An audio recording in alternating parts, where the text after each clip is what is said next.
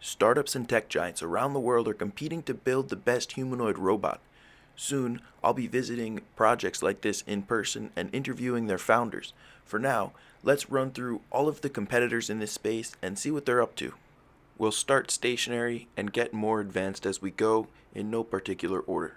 Here's Ambidex. It's a stationary robot that has a cable system so that it's not too strong. You're able to interact with the robot as a human being without risking getting crushed.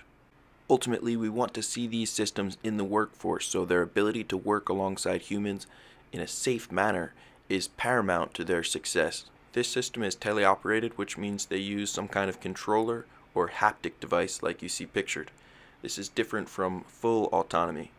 Here's one of the few systems I've been able to see in person so far, called the Real Man.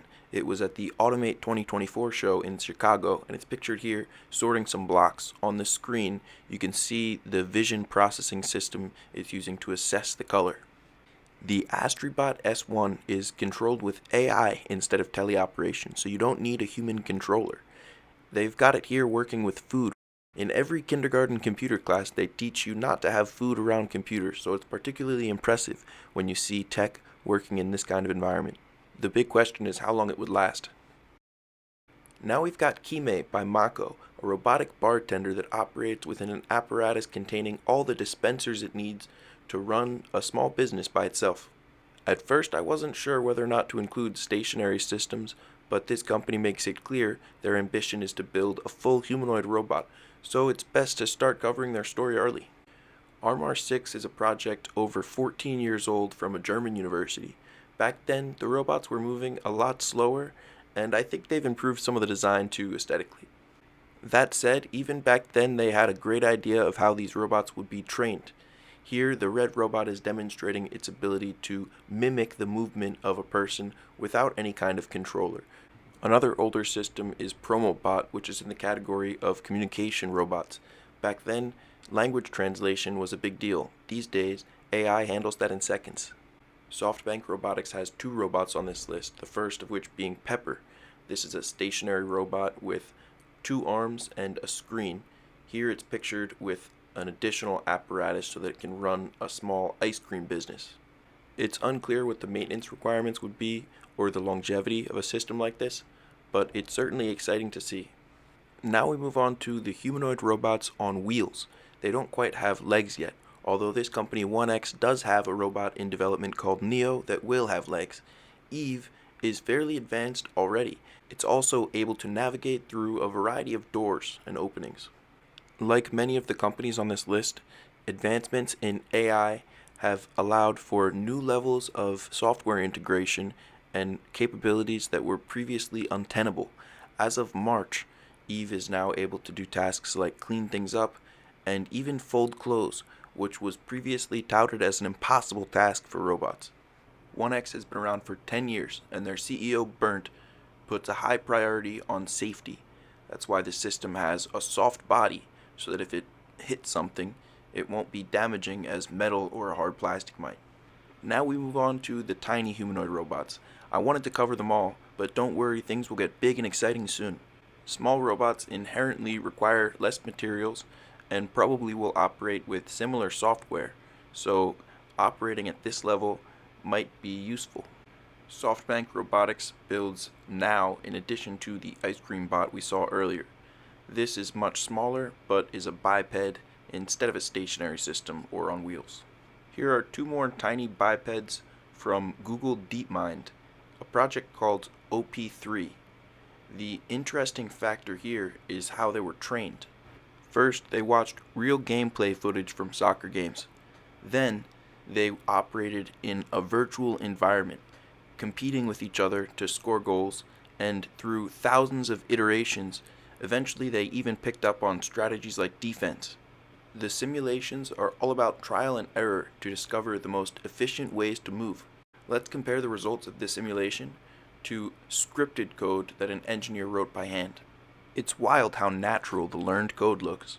It is almost biological, but the scripted code, on the other hand, is extremely robotic. Not only that, it's much slower and less efficient.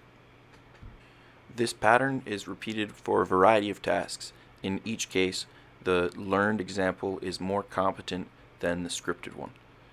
This could probably be applied to all kinds of robotics, even outside of humanoid robots, because if the robot gets an opportunity to learn optimal motion in a simulated environment, it can then take those simulated learnings to the real world. ErgoCub is a research project by the Italian Institute of Technology. On this channel, we're generally more focused on startups trying to reach commercial viability and manufacturing at scale, but research projects like this are still important, especially because they provide a training ground for people who will enter the industry later. ErgoCub is controlled with the I Feel suit. A person wears the full body suit and special shoes which have sensors so that the computer can track the human motions and translate them to the robot, allowing it to be teleoperated. Next we have Hydra, which was also trained partially in a simulation. This system is only legs, but the notable aspect is that it's all hydroelectrostatic actuators. Hydraulics are much stronger than electric actuators, but this also makes them more dangerous. Actuators are a fundamental component of humanoid robots, as opposed to stepper motors more commonly used in 3D printing. Actuators come in three main categories: hydraulic, electric, or pneumatic. Some teams are building their actuators in-house. I can't wait to meet some of the experts working with this stuff hands-on and get their perspective. Neurorobotics brought 4NE1 to the Automate 2024 conference, but it was just stationary like a statue, not doing any kind of tasks. They've released this video, but it's just a rendering. Hopefully we get to see some real action soon. But for now, they're not making these for anyone. Optimus is the full-size humanoid robot from Westwood Robotics. They also have a smaller research-based robot that I'll show you later. This bigger unit isn't exactly for sale yet, but they do have this clever teaser video demonstrating its ability to walk, carry things. It doesn't have complicated hands yet. It's pretty funny how they show this falling of the box and the robot just kind of awkwardly backs up out of its spot. I really appreciate the honesty from this company. They probably could have done this video 100 times and had the robot bend down and gently place the box, but when you're just getting started, this is kind of what it looks like.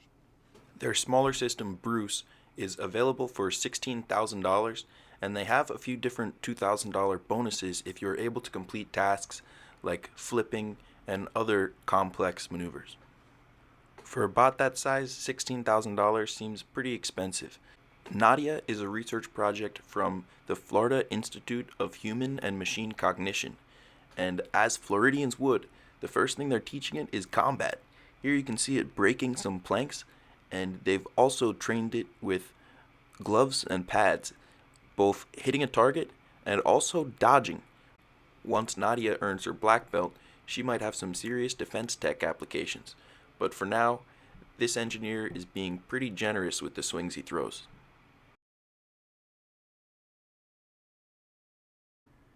MagicBot from Magic Labs was one of the last companies to make this video. I had been searching for humanoid robotic companies to include for months, and in the final days of preparation, stumbled across this company. Their website is just a logo, and their YouTube channel has under 1,000 subscribers, but their humanoid robot seems to have quite dexterous hands that's even capable of folding clothes. It's unclear whether this is human operated with a controller or some type of AI capable of these tasks without the human in the loop. If you're enjoying this video and want more humanoid robot content from my channel, drop a like and subscribe. If you're already subscribed, leave a comment that you want to see more of this kind of stuff. I want to visit these companies in person and see how many tries it takes to get these perfect clips. Next we've got Apollo from Apptronic. They're located in my hometown of Austin, Texas, so I might get a chance to stop by their facility soon. This is the first full-size bipedal humanoid robot we've seen with hands and dexterity, able to walk and lift things on its own. Right now they seem focused on logistics and warehouse operating roles. At the end of the video, there's even some foreshadowing for lights-off operation. This is an industry term for the robots operating overnight without any human intervention. Next up we've got Cyber1, one of many competitive Chinese companies in the humanoid robotic space. Here they're demonstrating in a public conference the ability to walk, hold an item, and also pass it off to a human. Their partnership with Xiaomi means there's no shortage of manufacturing capacity, resources, and talent available. Here we've got Kepler. It does appear to be a bipedal humanoid, but it's attached to an overhead system and also plugged in, perhaps not the most advanced system on the list. Fourier Intelligence is developing the GR1 with the unique goal of elderly care.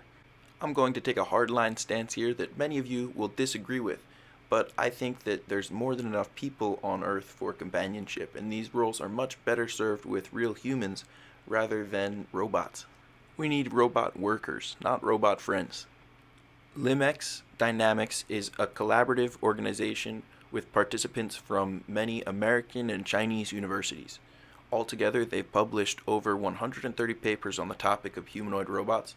Here, the CL1 is demonstrating its ability to climb up steps, though I'm always a bit more impressed when they're confident enough to let the robot operate without supporting cables.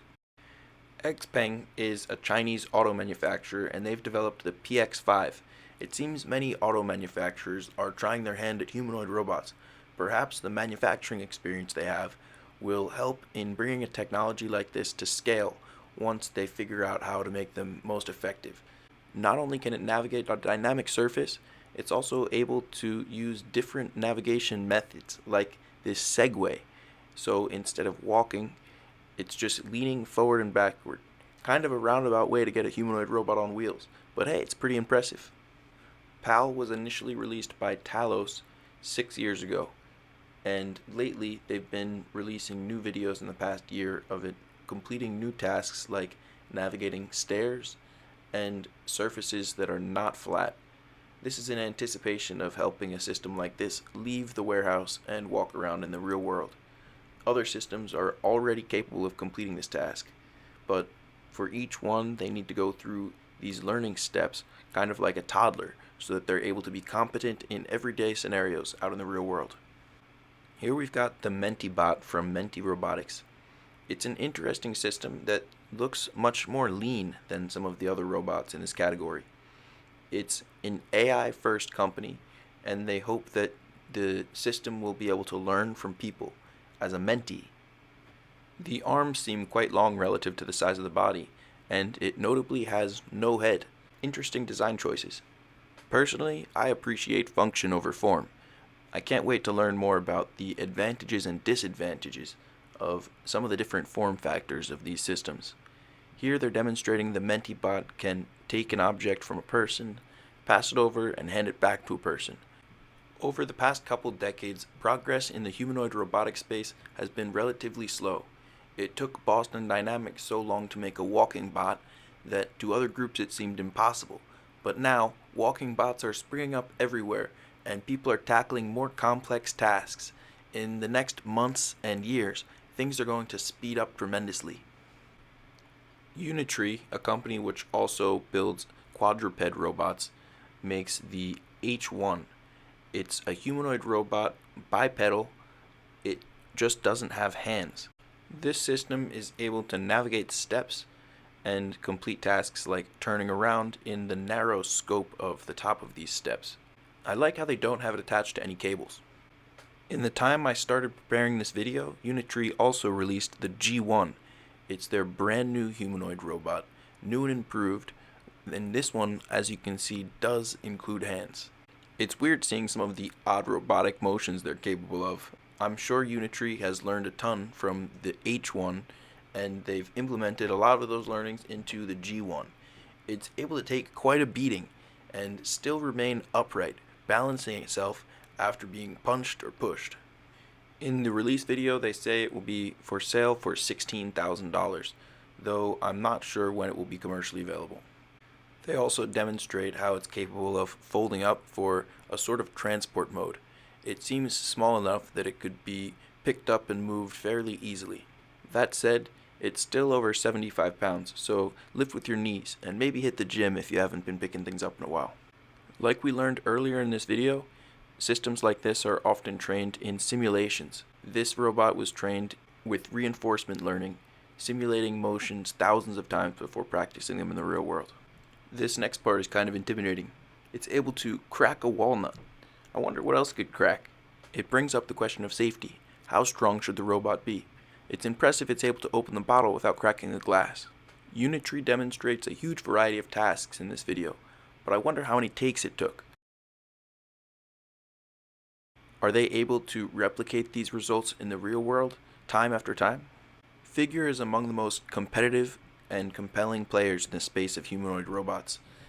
They've recently announced a partnership with OpenAI so that their system can become smarter and adapt to more real-world scenarios. They've also just raised $650 million to accelerate their progress in developing a humanoid robotic system. Many of their parts, including actuators, are developed in-house. Their CEO, Brett Adcock, initially started a recruiting firm called Vettery, sold it for $100 million, and then started Archer, an electric aircraft firm, worth $2.7 billion. Now he's started Figure, and his ambition is to automate human labor with the system you see in front of you. Here it's making a coffee, which may not seem too complex at first glance, but when you consider how many intricacies and possibility for error there is, you start to understand why it's so important to have an artificial intelligence that can adapt to all the different real-world scenarios that might arise.